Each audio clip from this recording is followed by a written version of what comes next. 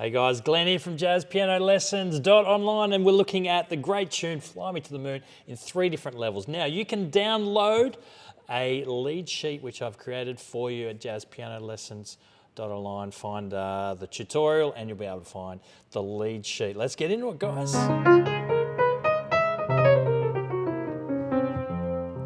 All right, level 1, Fly Me to the Moon jazz tutorial. All right, so what we're going to do with this one, guys, is we're going to play 1 and 7 of the chord in our left hand. All right, now, you don't have to worry. If you're not really sure about that, that's fine. So there is going to be 3 different levels, right? So you can fast forward to the level 2 or the advanced level if you want to, or you can check out this one. Or you might want to do all 3, kind of get down the basics first, and then you can make it a little bit more complicated as you go. We're going to do the melody in this level. All right, starts on the C here. Here's middle C on the piano. So we're in C above, all right? So it's going to start on the C, and I'm going to play in my left hand 1 and 7 for the first chord. So A minor, the chord is A, C, E, and G. 1, 3, 5, 7, or 1, 2, 3, 4, 5, 6, 7, okay?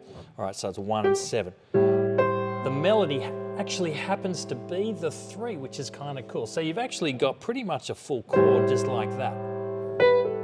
Right, and then the melody changes, okay? So if you start with your 5th finger here, and you could actually, now, we'll just say really quickly, the melody, the start of each bar actually starts, I'll bring this guy over here so you can kind of see. Here it's on the 3rd of A, right, of A minor.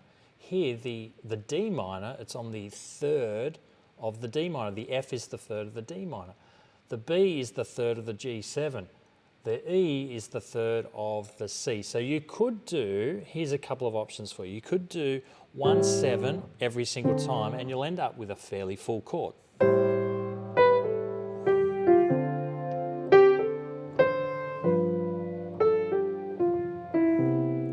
That kind of sounds pretty cool, doesn't it? And that's not being too complicated. So it's like literally just white notes and 1 note short of an octave each time, okay? 1 note short of an octave, all right? Does that make sense? You could do 1 and 7 and then going 1, 3 for the next chord. A minor, 2, 3, 4, D minor, 1 and 3. This sounds like this.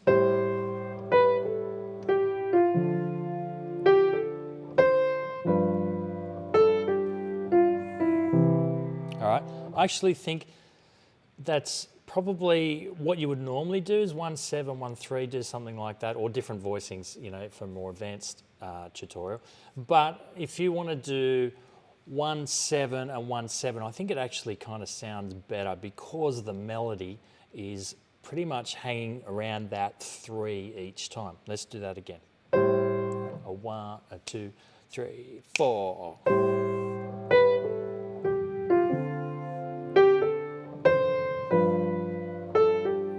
C major 7, all right. The next line, F major 7.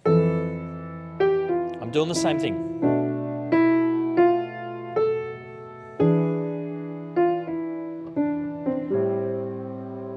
Now you don't need to change the chord here. A minor 7 is that A7 has the C sharp in it. So literally just play that C and then play then play the melody and the chord changes anyway, all right? So we're going to go to a D minor chord. Now here the melody doesn't do that, so you might want to go to 1, 7, 1, 3. Here's 1, 7. Oh, that's a G note, it should have been. Let's do that again. 2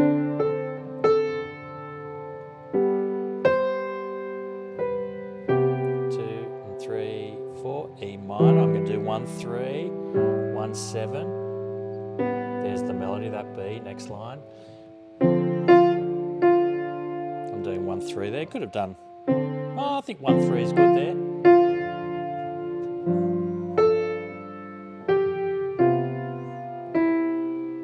B minor, E7. I think that's all you need to do there, really. All right, then it does pretty much the same thing again. You might want to just make the melody just a little bit cooler.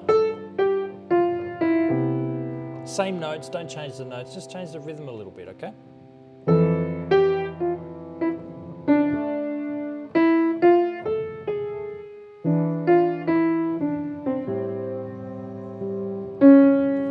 All right. I'm going to do 1-3 here. Now the first time through, we're going to ignore the coda.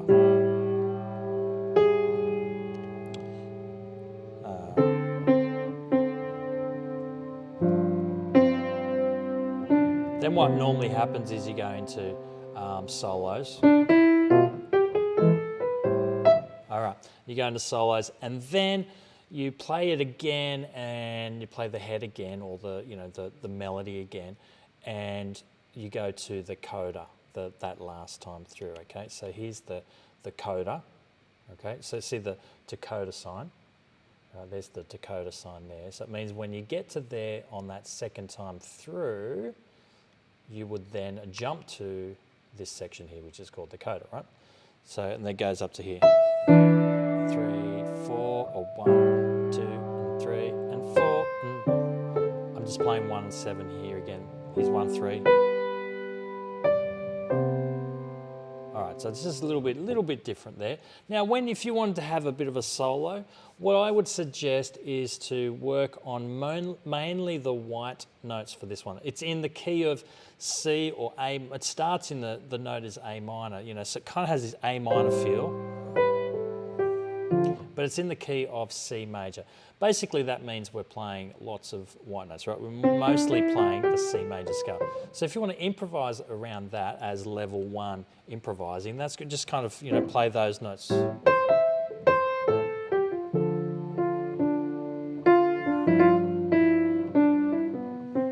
So just kind of mucking around on those notes of the C major scale. There's one time there that you really want to kind of just do something slightly different, and that's when you have the E7 chord. It's just before we go to an I. So it's a couple of times. There it is there, E7, flat 9. You just really, instead of playing a G, play a G sharp just in that section, okay? That's pretty much really the only time you really need to change that. There are a few times if we're talking about the more complicated levels where we might do something a little bit different. But that's level 1, guys, okay? Hopefully that helped you in getting started. Hang in there. I reckon you should have a go at that if that's about where you're up to, and then check out level 2 as well. All right, so let's go to level 2 now. So level 2, now of course we're using the same chords. I'm using the same lead sheet. Nothing is changing except that I am going to play some more complicated things, show you a few more things that are a little bit more complicated. All right, so here's the chords. We're not going to change the chords at all. In level 3 we're going to do some reharmonization. We're going to do some interesting things there. But for this level, we're just going to play the chords a little bit more, have a little bit more interest in them. So we're going to do some of the 1/7s. That kind of works, right?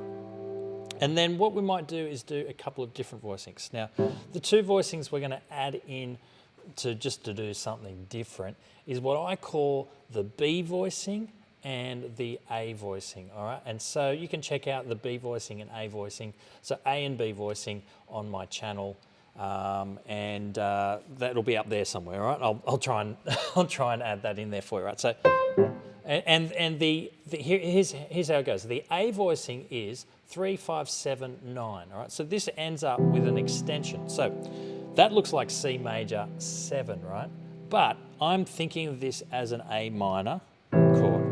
All right. So that's A minor 9 in what I would say is an A voicing. All right. I don't like it down there too much. I think it's a bit muddy. I would use that sometimes. But for this voicing, I would use the B voicing, which is, so instead of starting on the 3, now 3 and 7 are the guide tones, right? We're not going to start on the 3 and build a chord up, 3, 5, 7, 9 there. We're going to start on the 7 and build up from there. Same notes, but starting on the 7th, right? 7, 9, 3, 5. Okay?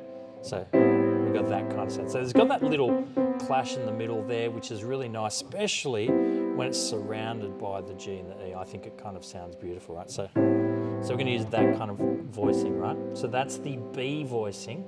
Then I'm going to go to the next one. I'm going to go to the A voicing. So the A voicing of D is just like that, okay? B voicing of A, the A voicing of D, okay, 3, 5, 7, 9, and then I'm just going to drop this C to a B, and now I've got G13. All right. So this is the B voicing, but I didn't move this, right? So here's 7, 9, 3, 5. I just left that E where it was, and that's the 13. So we end up with, and it's really easy to move, right?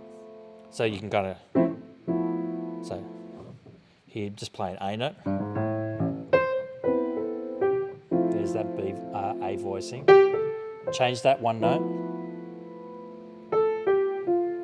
Now C here, I think because there's about here and you've got a hand free, you might want to do a voicing something like that, all right? Which is kind of like what I call an axis of a third there, but I've added in the 9 there. So let's do that again.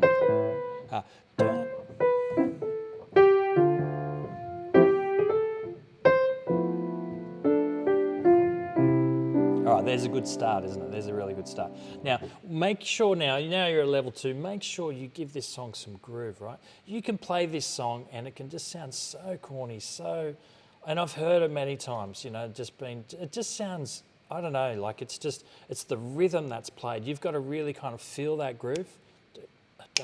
You want to accent a little bit 2 and 4, only a little bit. I'm clicking on 2 and 4 at the moment. 1, 2, 3, 4. 1, 2, 3, 4.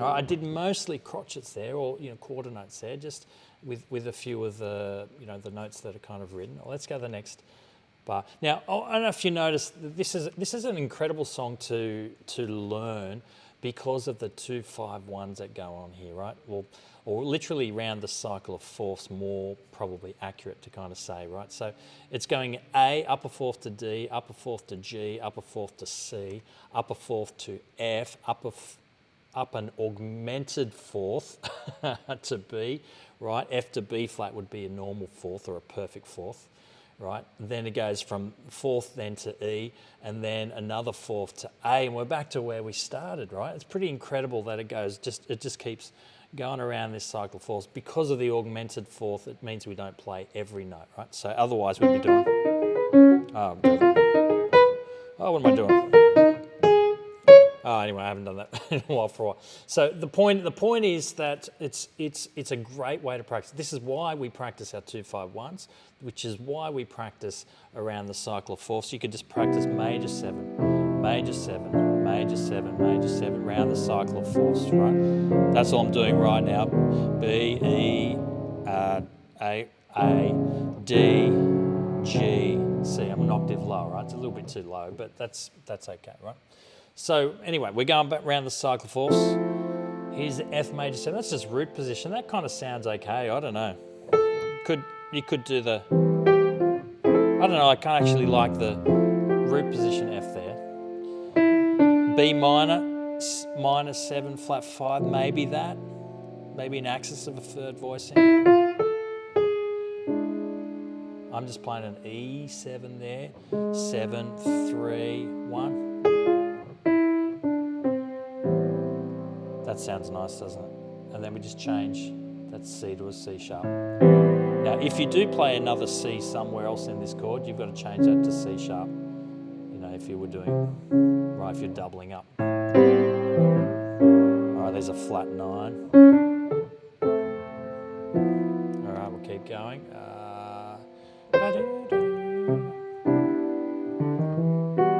I'm using 3, 5, 7, 9 there. And I'm doing that same thing that I did with the D minor chord going to that G7 chord. There was my D minor chord going to the G7. All I did was change that C to a B, and I had a G13 chord. And I'm doing the same thing here because it's a 2-5, right? D minor 7 to G7 is a proper 2-5. E minor 7 is a proper 2-5 going when it's going to A7. So I'm just going to change that D to a C sharp. Right? Make sense? All right. Let me know in the comments if that's making sense for you, or that's showing you something new or something. I don't know. Hopefully it's helping you guys. Now I'm going back to that F major 7 shape, but it's a D minor chord here. That's in the A voicing. Here's that other voicing again.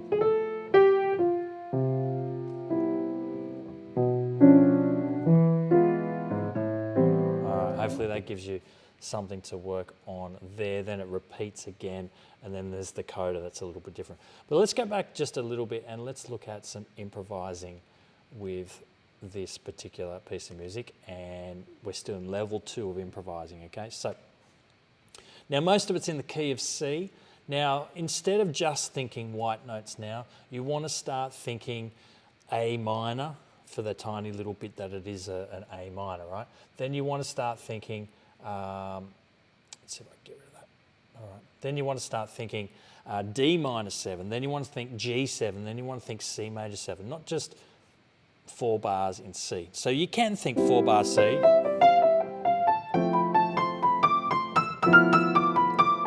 I'm just thinking C, right? All those notes sound okay, right? But if it's next level when you can think A minor 7, right? Can you hear the difference? Then when I go to the D minor chord, right?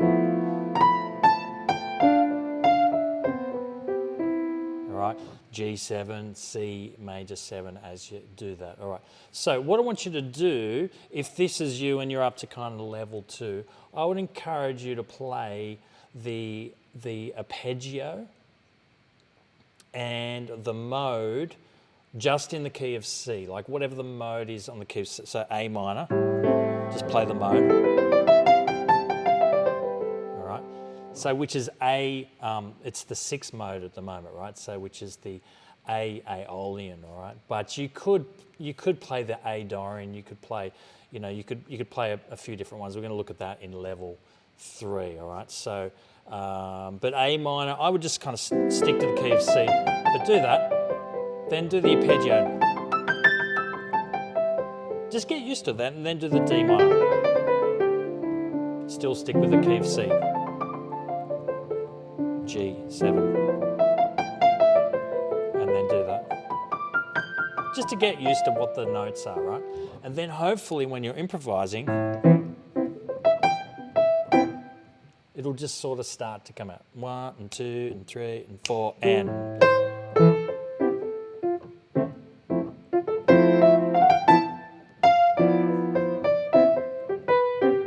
You can kind of play a little bit of the notes of the scale, a little bit of the notes of the chords, and you should be having a great time on that. Now let's have a look at a couple of sections here. So we can do the same thing with F. We end up doing F Lydian because we're staying true to the key of C, right?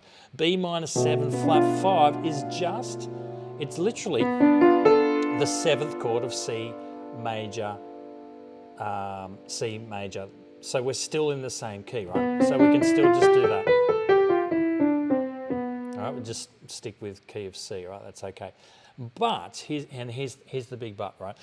It does actually end up being the 2 chord of a minor key, all right? So it's also the 2 chord of a minor key.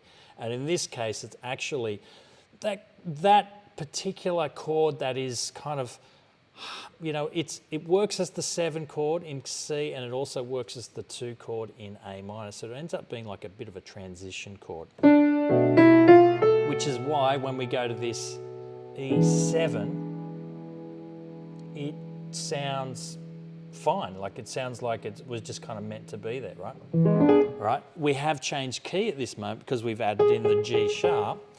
and that means, and the chord E7, E7, right, belongs to the key of A minor. Now in this case we've got E7 flat 9, which just is straight A harmonic minor is really what's going on here. All right, so A harmonic minor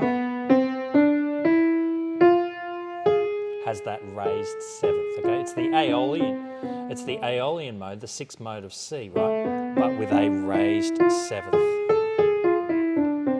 Right, so we're literally just now in level 1, I just said just play G sharp instead of a G, right? That's really all you need to do still here, but I just wanted you to have a little bit more information on what's going on here. So you can go.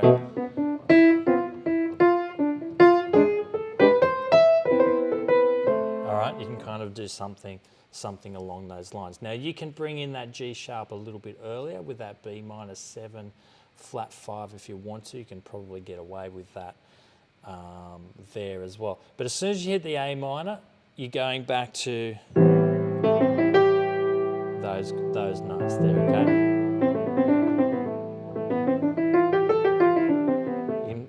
Because it's an A-7, it's not an A minor with a major 7. Quite a tense chord, that one. So then when you have the A7, it actually says you're in the key of D just for a tiniest little bit, right? And the next chord, you won't be surprised, is a D chord. It's a D minor, right? So we do just for a second, we are in the key of D minor because of that A7. But it's really just a passing chord, and something that you would probably reharmonize for yourself in level 3 and other, when it's a little bit more complicated, right? But the melody is C sharp, which is why we really kind of say, yes, it's in that. Now, if you want to stick true to a D minor key, especially D harmonic minor, we will do the A7 flat 5. So you could do that if you wanted to. You could stick with a B, that's fine too. So I'm going to go do a little bit of soloing from the F major 7 at the beginning there. 1 and 2, 3 and 4 and.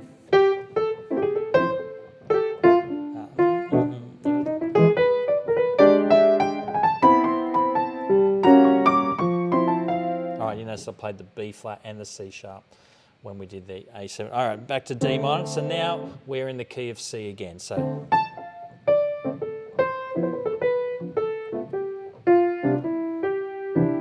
So you're back into the key of C, and you can go for it, do whatever licks that that work in the key of C. Things like that, or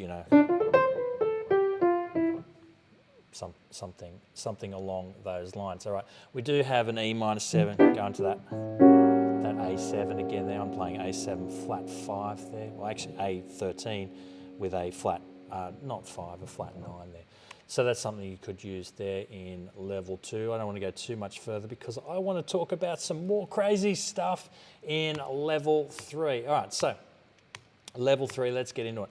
I'm not going to talk about the melody. I'm going to talk about the basic chords here, but I'm going to talk about some reharmonizing, and I'm going to be talking about some soloing ideas in level 3. All right, so I would suggest here that you start thinking about going from A minor to, let's at the beginning here, what we could kind of let's go from A minor to C major 7. How can we get there? All right, so we could kind of, I don't know, we could almost work up. That's probably a little bit too crazy. I'm just kind of thinking on the spot, right? It kind of works. That kind of works, right? Just kind of heading up and then picking some notes that kind of picking a type of that chord that would work, right? So I'm start with the A minor, and then I went with B flat. Now I just went. I've got an F here is my melody, and I kind of went with that flat, the flattened 7th, which gives us a B flat 9. Now it's not going to work with the melody here. It doesn't work there, right? So, but it kind of works kind of works there. You kind of got to let it go just before you play that A. Or if you play the major version, you could probably get away with that whole way through, right? Here I'm playing a B minor 7, flat 5. That works quite nicely there. And something else you could do is do some tritone substitutes. That could work quite nicely there as well. I'm just going to do that on the G7, okay, just to show you an example of that.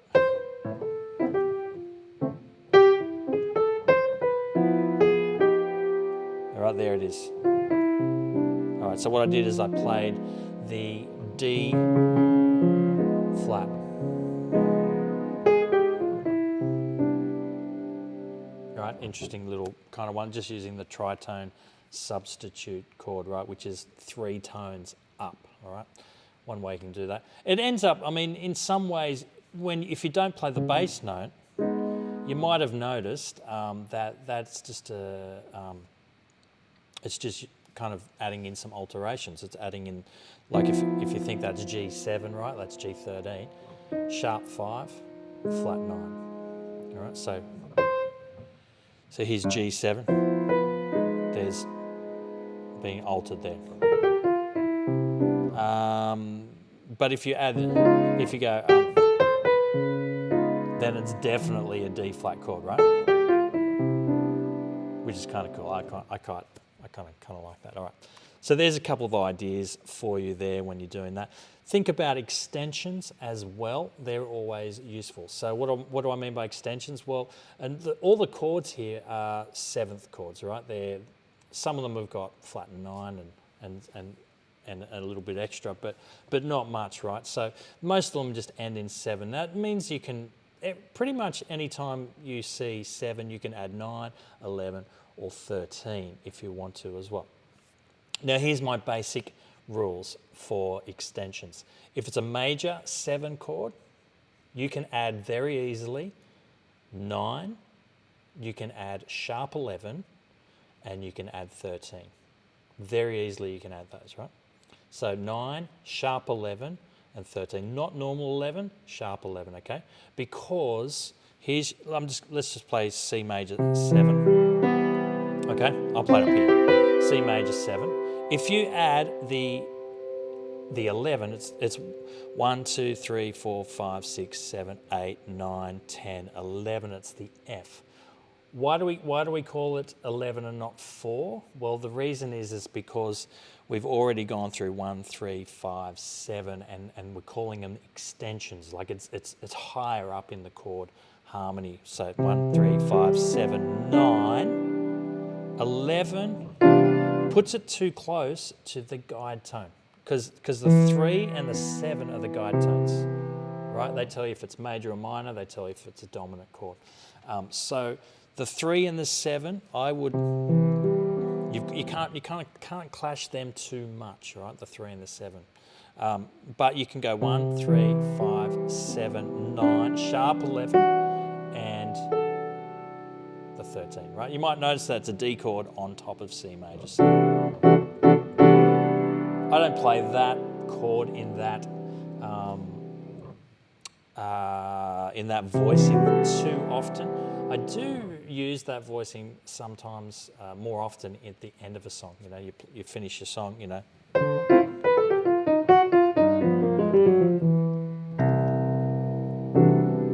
know, kind of use it like that sometimes, right?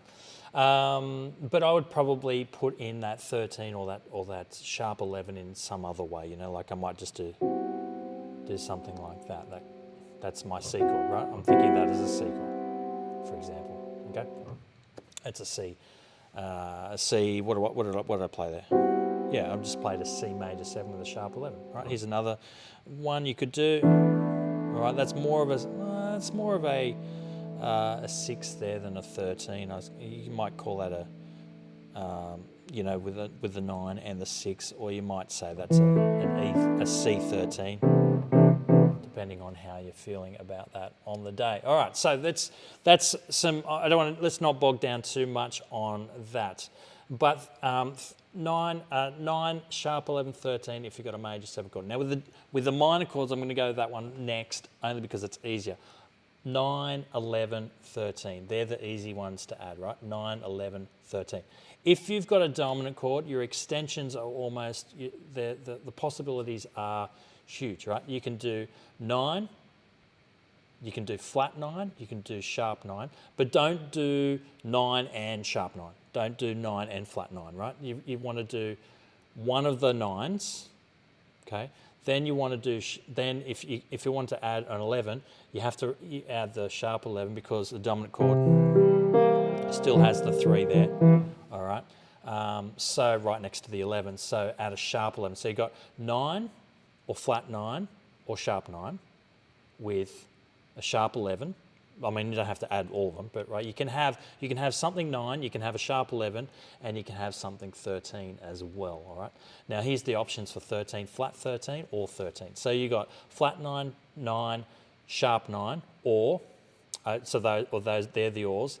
You can add in a sharp 11 as well, and you can add in a 13 or a flat 13, and they'll sound very cool as well. All right, of course, you can do a whole bunch of other kind of cool stuff as well, but that's, so let's just go, what chord have we got in this? In E, we've got an E7 chord, right? So there's E7 flat 9, but let's say you don't want to do E7 flat 9, you just want to do something. Here's E7, here's my 3 and my 7, there's sharp 9, right? There's 9, sharp 9, so you add in that, so you can go,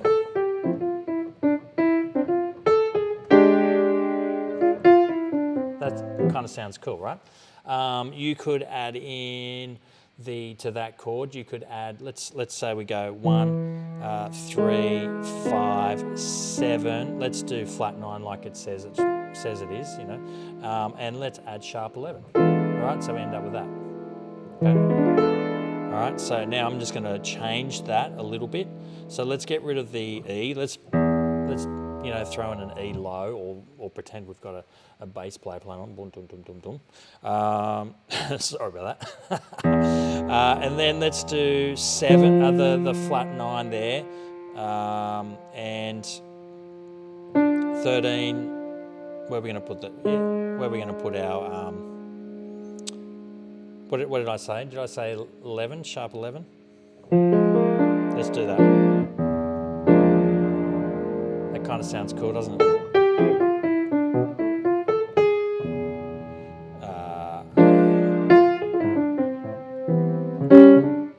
That does. I quite like that. All right. So that's enough about chords. That should give you a couple of things you could work on anyway there with some chords. Let's look at some soloing, some options that you might have when you're soloing in this one. All right. So I want to just give you a couple of options. Now, of course, you know, play the right modes, play the right, you know, arpeggios and things like that. But let's have a look at some stuff where you can play a little bit outside, but not too badly, right? Not too badly. Now, one thing I like to do over a dominant chord is play the tritone substitute arpeggio, or the tritone substitute appropriate mode, whilst I'm not playing the tritone substitute chord. All right, I'm playing the normal chord, I'm playing the G7, here's G13, but instead of playing G13 in, you know, G Mixolydian mode, play the D flat Mixolydian mode, right, which is the tritone. It kind of works. It's out there, but it's not out there, right? It's out there because the notes change and they're a bit different, but it's not super out there because the guide tones kind of match along the way. All right, so you end up with this.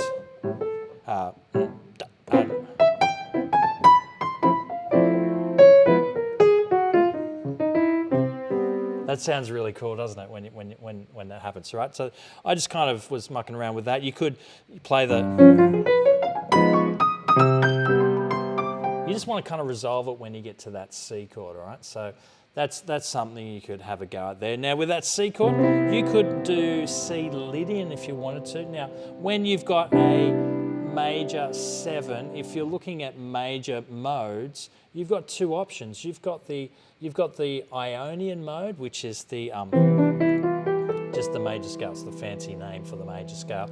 Or you can do the Lydian, which is it's acting like it's the 4th chord of the major scale, right?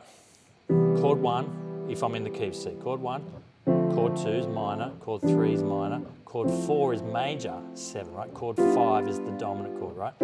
Chord 4 is major. Now, if I was to play that in the key of C, I would play a B natural. Now, if you would normally play, though, for F major, the scale, you'd normally play the B flat, which works quite nicely, right? Now, but in the key of C, you know, you'd play the sharp 4. Now here's where it can kind of get a little bit fun, right? The key of C is what we're in, right? We're in the key of C. All right. So you would expect to kind of hear that, right? You can hear that. That's the appropriate scale to use. But you can think of C, because it's a major 7 chord, you can kind of, for a little while, if you want to just to make it sound a little bit outside, to have some more flavour, some more colour, is you can treat it like the 4th chord, all right? So that means that we're sort of pretending we're in the key of G for a little bit, right? We're not in the key of G, but it means that we're going to add in an F sharp, which means we're playing C Lydian for a little bit.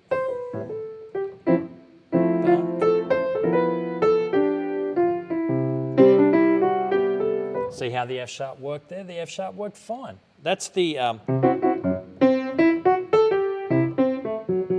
Simpsons kind of a sound. They actually he wrote that in the Lydian kind of sound, right? So so here's some solo: 2 and 3 and 4.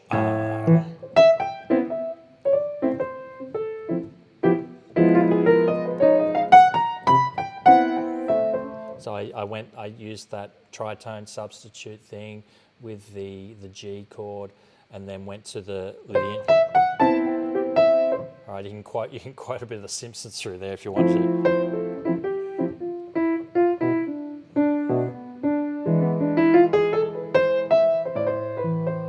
All right, so that now I was using just the harmonic minor there over the E7, right? As in the harmonic minor of A, okay? But an interesting one that you might want to use is the diminished blues scale. I love the diminished blues scale. It's a great chord to use when you have, it's a great scale to use when you have a flat 9 chord. Okay, so let's say I have C7 flat 9. C7, okay, flat 9, might do it like that, right? And so here, that's a cool sound, isn't it? Right now, so it's literally a semitone, then a tone, then a semitone, then a tone, then a semitone, and then a tone, all right? Or half step, whole step, half step, whole step. Now, interesting, and this is something that's going to be easy for you to implement into your playing, is that there is only three of these scales. Now, 3 of the diminished blues scale, right? What do I mean by that? Is that, for example, there's only one chromatic scale, right? Because you're using the same notes. So the C chromatic scale starts on C, finishes on C. E flat chromatic scale starts on E flat, right? And then uses the same notes and then ends on E flat, right? So there's one chromatic scale, right? So once you learn the fingering for the chromatic scale, you're set for all of them, right? Obviously, okay. There's only 2, for example, whole tone scales. All right, so a whole tone scale, by very definition, is whole tone scale. Like every step is a whole step. Okay, so if I started on E and did a whole step, I've got F sharp. Another whole step, another whole step, another whole step, another whole step. All right, you can see that's the same notes that if I started on C. Now you might have noticed though we're missing half the notes. All right, so there's the other 6 So there's 6 whole tone scales that use the same notes, and then there's another 6 whole tone scales that use the same notes. Now with the diminished blues, there's 3 of them, okay? So when I first learnt these, some 20 years ago, I learnt the C diminished blues scale, and I worked out fingering that worked for it. All right, 1, 2, 3, thumb under, and then 1, 2, and then the fingering is a little bit different to kind of, normal major scales and stuff. All right, so 1, 2, 3, 1, 2, 1, 2, 3, 4 if you're stopping, or 1. All right, so that's the diminished blues of the C. That's the fingering that I use for that. Then I learnt the F one and then the G one, and then I kind of just shifted to where I needed to be. Like so if I want to do the E flat, I just start on the E flat, but I'm using the same fingering that I would use for C, right? Okay. Hopefully that makes sense for you, right? Now, so the F one and then the G one is what I learned. So here's F. I go 1, 2, 3, 4, 1, 2, 3, 4. That's what I found worked for me, right? 1, 2, 3, 4. 1, 2, 3, 4. 1, 2, 3, 4. 1, 2, 3, 4. 5 if it's your last time. Okay. With the G one, it's a little bit more similar to the C one. 1, 2, 3, 1, 2 or 3. I'm doing 3 there. 1, 2, 3, 1, 3, 1, 2, 3, 4 if you were starting again. If you're continuing on, then put your thumb on that. So that's the fingering that I use for that. So here's how it sounds with the E7 flat 9. All right, so the E7 flat 9, all right, I'm going to use so you got to think about which one am I going to use, right? So I'm going to use the G one, okay? I'm going to use the G one, all right? So because it's like the diminished 7 kind of scale, right? Chords that you would kind of play it along with, right? So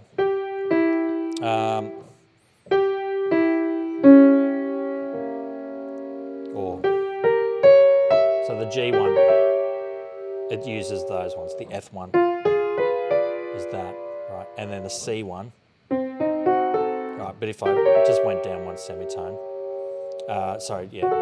one semitone is in between, right? All right. So the G one is the one that works really well for the E7 chord. Okay. So let's see how that kind of works. So.